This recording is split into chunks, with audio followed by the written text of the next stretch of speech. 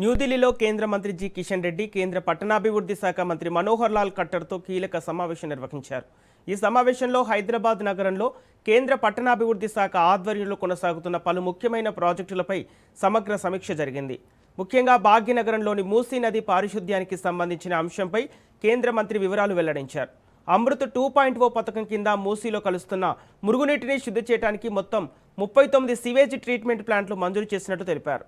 DPR సహా సాంకేతిక వివరాలు అందిన తర్వాత కేంద్రం సమగ్రంగా పరిశీలించి నిర్ణయం తీసుకుంటుందని, 50-50 నిధుల ప్రాతిపదికన ముందుకు వెళ్లేందుకు సిద్ధంగా ఉందని కేంద్ర మంత్రి స్పష్టం చేశారు.